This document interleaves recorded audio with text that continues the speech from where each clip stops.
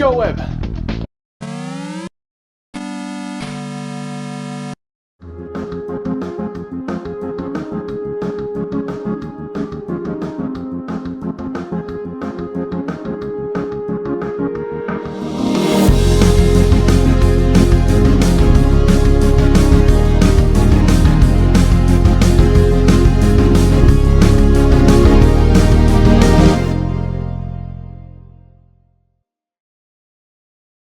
Hey guys, it's me, ShbeblyTheGreat, always letting you know if you should shelve it or trash it.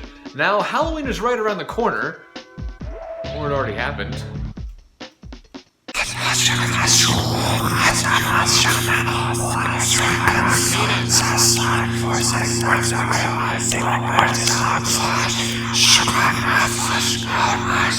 Now, I didn't have anything spooky planned for this year, but that did not stop me from decking out my channel in some Halloween vibes. You guys remember that video I did on the top 10 things that scared me as a kid in non-horror games? If not, pause this video and go watch that. Anyways, I thought it'd be fun to review the game that made number 1 on that list, Spider-Man for the PS1. Except, we're not going to be looking at the PS1 version today. It's the version that I grew up with, and I'm sure a lot of you did too. Plus, everyone talks about this version when on the topic of this game, so let's shift consoles. This is Spider-Man on the Dreamcast. The Dreamcast. You remember this thing? I never had one growing up, but I really wanted one. This is actually my first time owning and playing on a Dreamcast, and I gotta say, it's really fun for me. Only thing I hate about it is its fucking controller. Christ, it's so uncomfortable. Also noticing a lack of shoulder buttons, so that's gonna spark up some questions for this game. I've played it on the PS1 so many times in my life that I know how all the functions work, and some of those functions are mapped to the shoulder buttons, so I'm curious to see how that's handled. So let's see what we have in the plot. Oh my god, oh, hold on!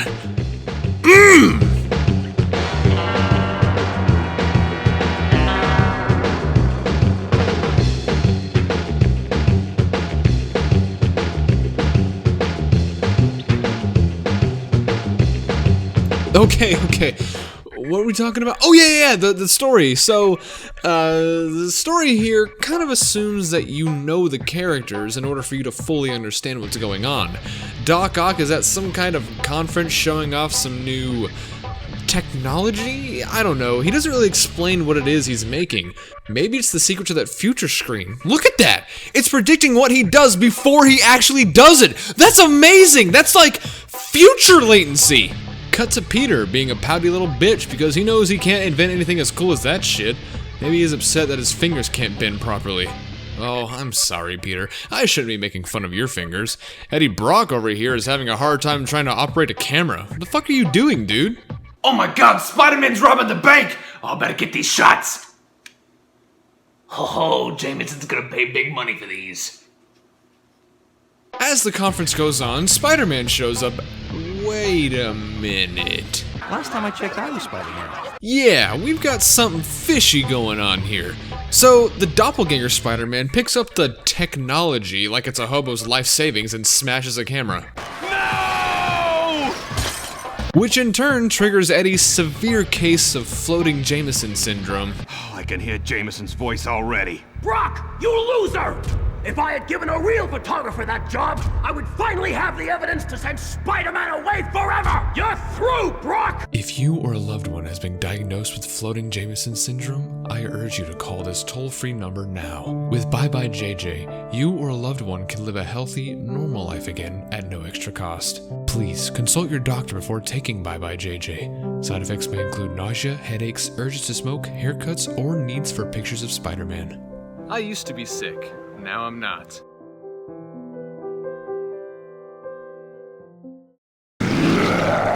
Oh, okay. Hi, Venom. Also, Carnage? There's a lot happening right now. So now, Ock and Carnage release a deadly fog in the streets of New York, which I will say is a really clever and silly way to explain the limitations of these consoles, while also giving us a reason as to why we can't go to the streets. Welcome, true believers and newcomers alike. Dad? So here's where we meet up with Black Cat, and she informs us that the bank is being robbed. Spidey! That's a web cartridge. Okay. From here on, the story just takes a basic comic book style approach, which I am totally down for. It's very fun to go through, nothing extremely groundbreaking, and is super easy to follow.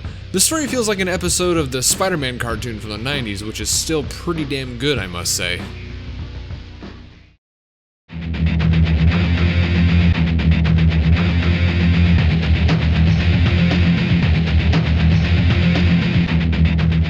So how does Spider-Man play?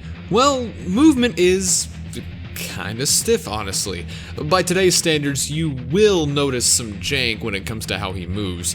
You do have a standard 1, 2, 3 punch and kick button, but you are allowed to lead them into each other to make some cool combos. You're even allowed to mix in your webbing button for some awesome quick web attacks. If you want, you can grab enemies to punch in the face or kick off of a train. It's really slow and has piss poor range, but it's there.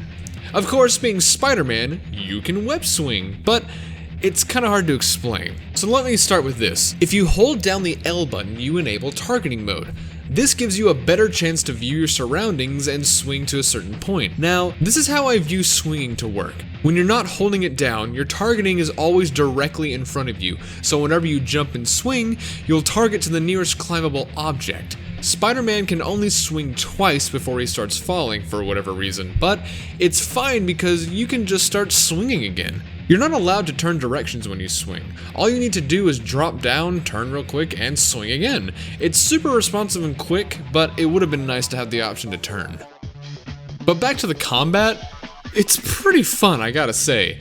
As I said before, it is just a 1, 2, 3 combo kind of deal, but I don't know, it's really fun to just beat up all these thugs. Oh, I forgot to mention that you can manipulate your webbing to use in combat. So you can make web boxing gloves for stronger punches, a web dome that protects you from everything and creates a shockwave, a web ball that does double the damage, and you can yank your enemies near you. Holding down the web button will completely immobilize them, but only the beginning thugs. Later enemies and bosses are unaffected by this. This game keeps things fresh pretty constantly throughout your playtime. One minute you're scaling buildings to stop a bank robbery, then you're racing to save some dumbass newspaper guy. Siberia! Now I'm running away from the police who are literally killing hundreds of people. These are not empty buildings. These are hotels with lights on them. They are dead. Assuming the fog didn't kill them first, but they are dead. And the set pieces are pretty memorable. After the city's skies, you'll head down to a sewer, then the underground passageway, then a newspaper factory, an underwater base. There's a lot of variety here. Not just in the backgrounds, but also the enemies too. After your standard thugs, you'll start to see these lizard monsters. These things are dangerous. Oh God, why is it so loud? Yeah. They're pretty dangerous. They completely ignore your webbing and break out immediately. Not only that, but they can spit acid at you. Jesus Christ. They're also pretty fast motherfuckers. There's an entire level dedicated to you killing these things while trying to stay on top of a train. And let me tell you, it ain't easy.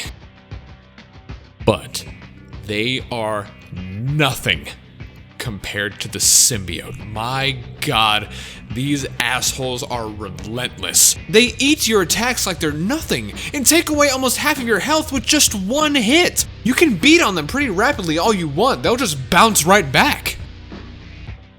If you try to web them, they'll just slide right under and zip up to the roof.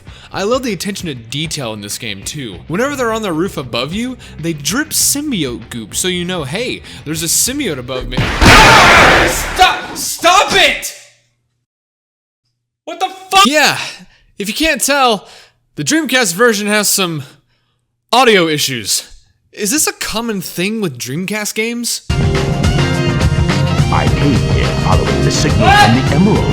If I'm not mistaken, this is the Master Emerald. Not only that, but I'm sure you've noticed by now, it's really fucking dark. See, the Dreamcast uses actual lighting for its games. The PS1 can't really do lighting like the Dreamcast does, so for a lot of PS1 games, you'll see shadows and lighting done on the actual textures of the characters and levels. But here, Textures and models are completely smoothed out and accompanied by real lighting. It sounds good and looks good every now and then. I mean, hell, this version hits 60 frames per second from time to time and it feels great. But good God, those shadows are harsh. I had to turn up my TV brightness just so I could see what the fuck I was doing in the sewer level. Oddly enough, the PS1 version looks better in some areas since the textures themselves are more detailed compared to the Dreamcast version. But regardless, it's the same game. And like I said earlier, the Dreamcast lacks shoulder buttons, so certain moves had to be remapped. Spider-Man can zip straight up if you press the R1 button on the PS1 version. On the Dreamcast version, you have to press L and A. This combination works enough, but it feels kinda clunky. You can also enter targeting mode on the PS1 version, but as far as I can tell, that was completely dropped from this version. No combination of buttons activates targeting mode here. Also, the PS1 version has a cheat to unlock What If mode, which is just a silly New Game Plus type of cheat code, and it is present in the Dreamcast version, but for the life of me, I can't get it to activate. So if you've played the PS1 version and you're curious to see if What If mode is present on the Dreamcast version, it kind of is, but I just don't know how to get it working. Now let's get into some bosses. The boss fights in this game are actually pretty fun. The first one is with Scorpion. I have shot to the bank robbery. Parker, shut up and dial 911. You called Peter to tell him to call 911? What? Then we have Rhino. Oh my God, she's dead.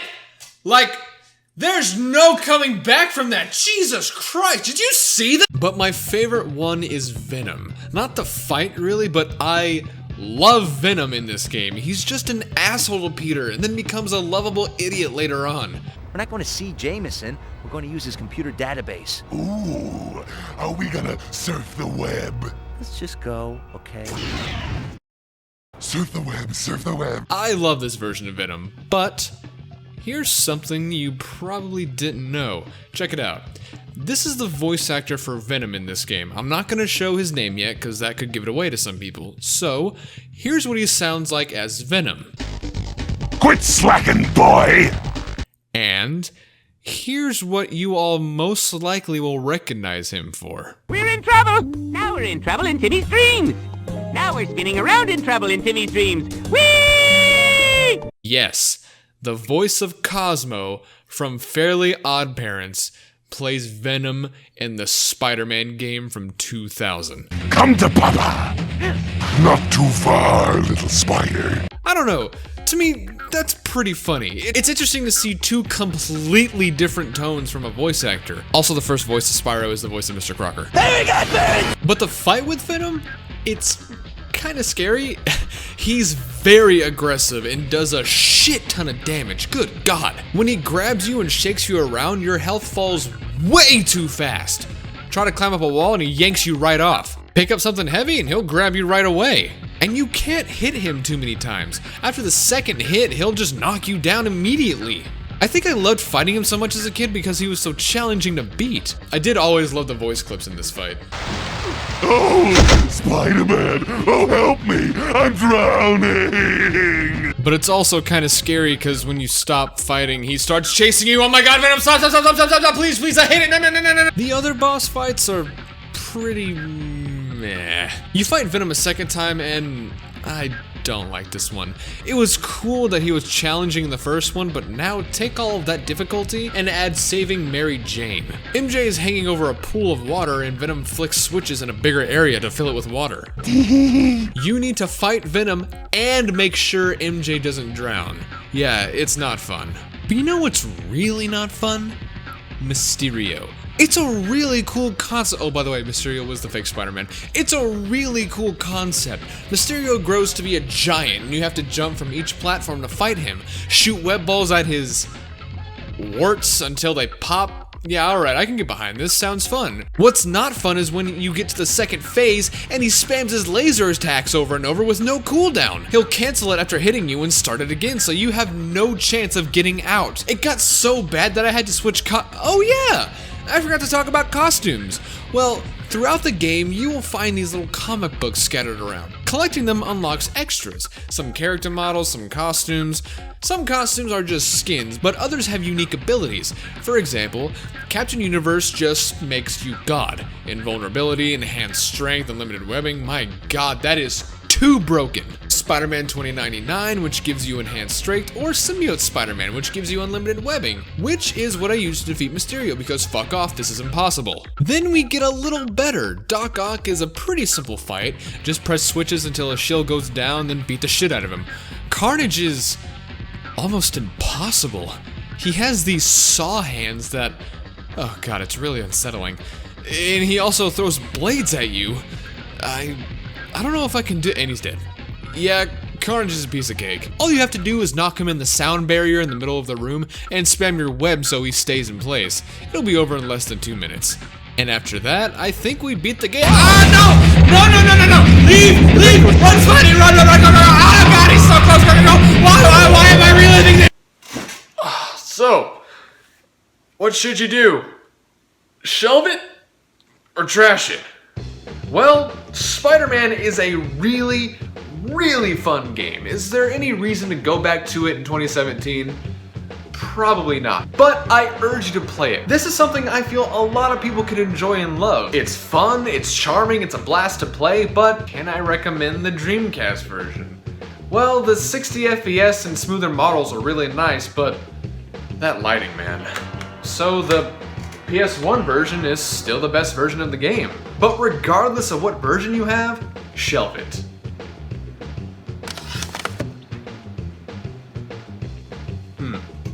You know, there was also an N64 version of this game. Wonder how that played. Oh god, the frame rate, make it stop! Why does it keep crashing? Are the voice clips removed? There's no cutscenes? What's happening? Alright. Well, there was also a PC version. Maybe it plays better.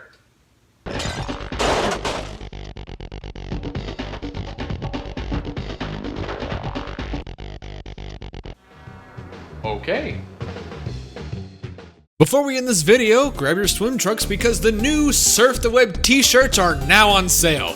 They come in men's and women's. Also comes in a slick hoodie if you want. Ooh. Links in the description. If you buy one, tweet a picture at me. Thank you guys so much for watching my video. If you like my content and want to see more of it, click that subscribe button. Already subscribed and want to help out? Then consider becoming a Patreon supporter. Pledges are still being worked out, but any and all Patreons will be mentioned at the end of every video. Click on the left for an old video I did on the Amazing Spider-Man, or click on the right for a recent review on the Crash Bandicoot The Insane Trilogy. Until then, I'll see you in the next video.